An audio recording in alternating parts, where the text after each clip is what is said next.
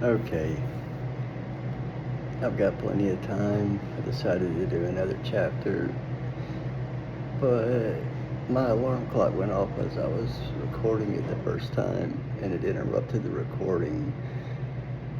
So let's just read it again. It's Matthew chapter 17. It's pretty short,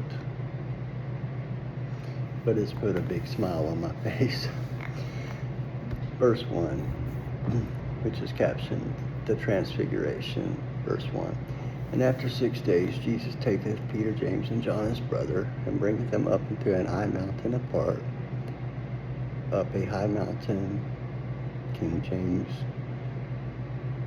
up into an high mountain, like that, and was transfigured before them, and his face did shine as the sun, and his raiment was white as the light. And behold, there appeared unto them Moses and Elias talking with him. Then answered Peter, and said unto Jesus, Lord, it is good for us to be here. If thou wilt, let us make here 3 tabernacles, one for thee, and one for Moses, and one for Elias. While he yet spake, behold, a bright cloud overshadowed them, and behold, a voice out of the cloud which said, This is my beloved Son, in whom I am well pleased. Hear ye him. And when the disciples heard it, they fell on their face and were sore afraid. And Jesus came and touched them and said, Arise, and be not afraid. And when they had lifted up their eyes, they saw no man save Jesus only. And as they came down from the mountain, Jesus charged them, saying, Tell the vision to no man, until the Son of Man be risen again from the dead. And his disciples asked him, saying, Why then say the scribes that Elias must first come? And Jesus answered and said unto them, Elias truly shall first come and restore all things. But I say unto you, that Elias is come already, and they knew him not, but have done unto him whatsoever they listed. Likewise shall also the Son of Man suffer of them. Then the disciples understood that he spake unto them of John the Baptist.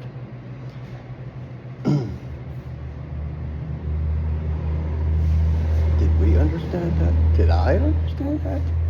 No. And this is not the first time I've read the book of Matthew.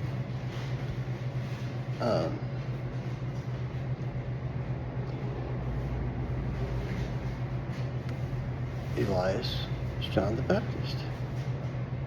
Who knew? Verse 14, which is captioned, Cures an afflicted boy. And when they were come to the multitude, there came to him a certain man, kneeling down to him, and saying, Lord, have mercy on my son, for he is a lunatic, and sore vexed. For oft times he falleth into the fire, and oft into the water. Which is terrible. And I brought him to thy disciples, and they could not cure him. Then Jesus answered and said, O faithless and perverse generation, how long shall I be with you? How long shall I suffer you? Bring him hither to me. And Jesus rebuked the devil, and he departed out of him, and the child was cured from that very hour. Then came the disciples to Jesus apart and said, Why could not we cast him out? And Jesus said unto them, Because of your unbelief. For verily I say unto you, if ye have faith as a grain of mustard seed, ye shall say unto this mountain, Remove ye hence to yonder place, and it shall remove, and nothing shall be impossible to you. Howbeit this kind goeth not out, but by prayer and fasting. Now that last part, the fasting,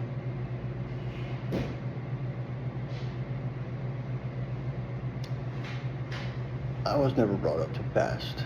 They never told me to do it in church, and nobody I know fasts.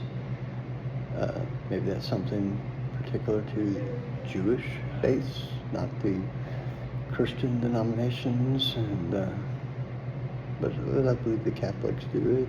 Yeah, I mean, you have the Lent and all that, but I was never taught to fast.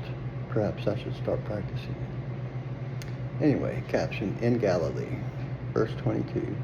And while they abode in Galilee, Jesus said unto them, The Son of Man shall be betrayed into the hands of men, and they shall kill him. And the third day he shall be raised again. And they were exceeding sorry. Now I'm going to go into a little bit here. Why is the third day so important? And from my relatively minor study of Judaism and Jewish customs, in the ancient times, Jews did not consider a man's soul to have departed his body and therefore truly be dead until 3 days had elapsed. So you see this in the case of Lazarus, I believe. Jesus brought back after 3 days, and Jesus himself comes back after 3 days. So waiting long enough to prove he is dead is kind of the point here. Anyway, verse 24, And when they were come to Capernaum, they that received tribute money came to Peter and said, Doth not your master pay tribute? 25, he said, Yes. And this is what had me in such good humor at the start. He said, Yes. And when he was coming to the house, Jesus prevented him, saying, What thinkest thou, Simon? Notice not Peter, but Simon. Of whom do the kings of the earth take custom or tribute? Of their own children or of strangers? Peter saith unto him, Of strangers. Jesus saith unto him, Then are the children free. Notwithstanding, lest we should offend them, go thou to the sea, and cast an hook, and take up the fish that first cometh up. And when thou hast opened his mouth, thou shalt find a piece of money. That take, and give unto them for me and thee. That just, it tells me the sense of humor. It's like not only subtly demonstrating his power over nature, as opposed to his overt power of calming storms, as we talked about in earlier chapters, but you'll find a fish with a piece of money in its mouth. That's the tribute. Give it, lest we not offend them.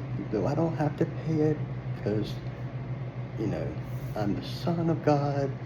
You don't ask your children to pay tribute. The king doesn't ask his own heirs to pay tribute. He asks his subjects, strangers. But go catch a fish. Give him the money that's in his mouth, and we're done with it. They've got their tribute that they're demanding.